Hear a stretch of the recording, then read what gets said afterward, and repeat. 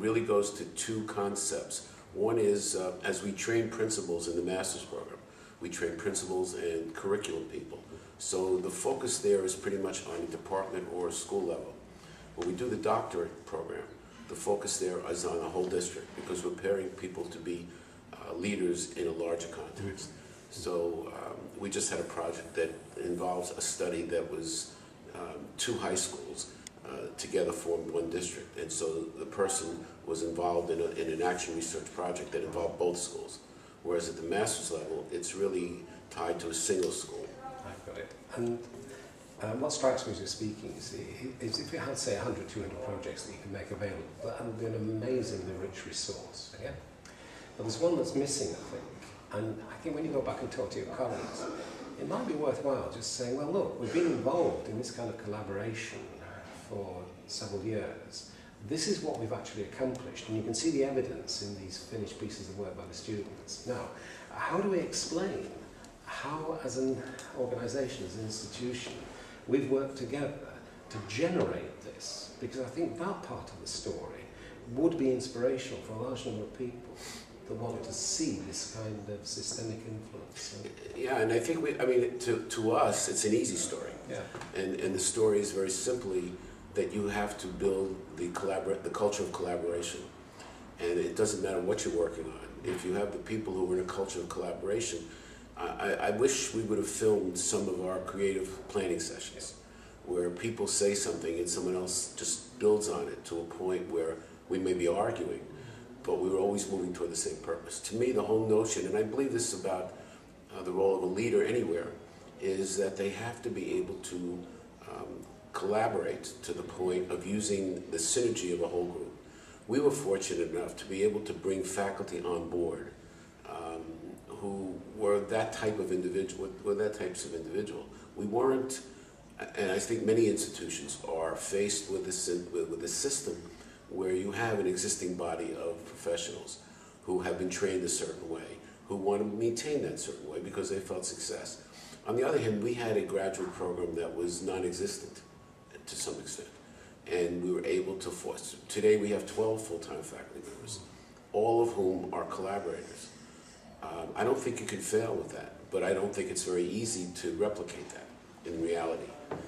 But I think you can chunk it. I think you can, I think leadership is crucial. And again, in our case, our college president allowed us to move in that direction.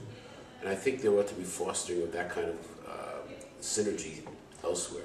Yeah, have you got any way of speaking about when I talk about the embodied values, when you talk about collaboration, I'm feeling quite a passionate expression of belief from you.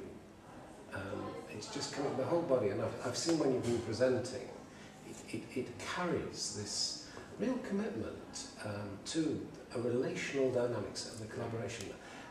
Have you got any way of speaking about, what's the kind of attitude and values that you hold? I think one of the things that we have in our education program is we have people who have been practitioners in a system that's been an industrial age system. And they've realized that what they want to create in the 21st century is the exact opposite. So when we created our programs, most of which were guided upon what were the opposite of the things that we experienced within schools when we were being trained. And we created, I know it's not clear to a lot of people, but we were looking through the set of eyes of saying, what did we get from our own training that was helpful and what did we not get? And so that we can put into our, now we're able to create. So we can create anything that meets the level of what we wanted. I think so our commitment has come to realizing that we have to prepare teachers and school leaders for 21st century. And in 21st century, you need to be able to develop the skills necessary to analyze a situation carefully, to look inside of yourself as well as look outside of yourself to what's around you. And I think that was really missing within the industrial age school model. And so a lot of what we do tries to break down the industrial age school model. We use people that, we're bringing Andy Hargraves to our students this summer because we want them to keep getting the message that what was before cannot be again. And so this is the commitment I think we all have. Yeah, and when you're stressing then, if you like, skills of analysis, yeah? Now I'm just curious about something and it's an intuitive feeling that I have, that there is also something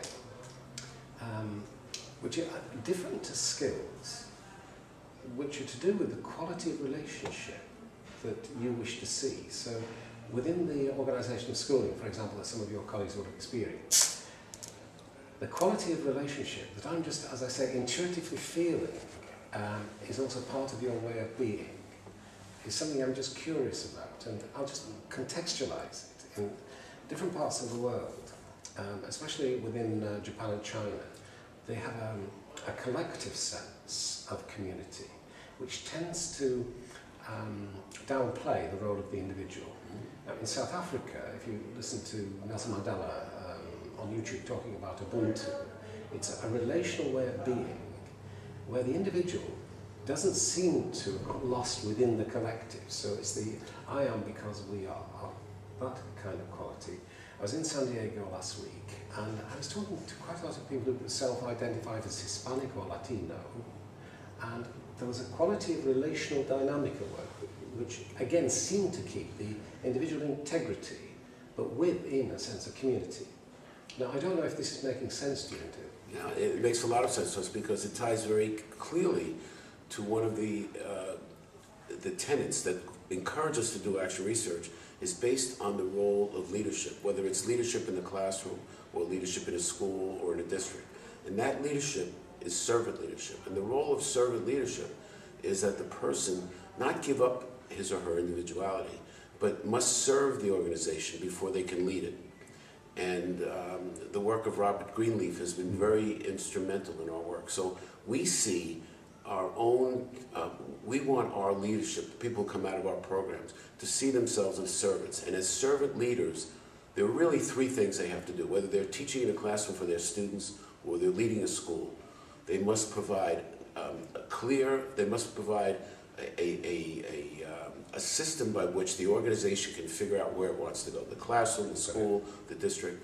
And then the role of the leader as servant, without giving up their individuality but becoming part of the greater good, is to provide opportunities, resources, and data so that all of the people within that organization can reach the goals to which they aspire.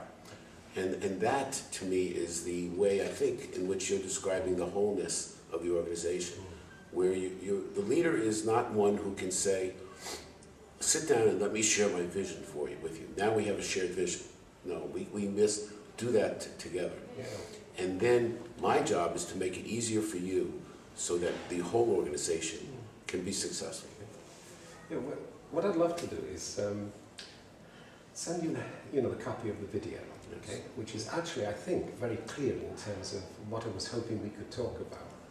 But I'd just also like to just do one thing with you, and just to see, as I send you back my interpretation of this relational quality that I'm talking about, to see if it makes sense to you, because I was very influenced by the Jewish theologian Martin Buber with his work on the I-thou relationship and the relation in education. And other people have influenced me as well in terms of that quality. So what I'd like to do is just point to where I'm feeling as we're speaking, this quality of relationship where you seem to certainly have this quality where you don't impose on the other.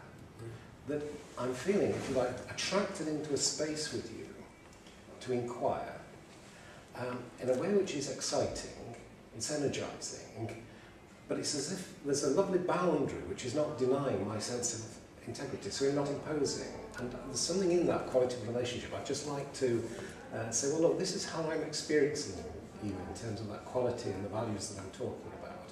Does it resonate with your own understanding of yourself? I think that'd be a wonderful thing for me, because we all need to be able to bounce things off of each other, and I certainly want to know what I'm portraying in terms of a message, because I know what I believe. Sometimes we believe things and we're not sure we can communicate them effectively. But I would look forward to a conversation where I would be able to share with you what you're seeing and what I'm seeing. Yeah, no, that'd be lovely. So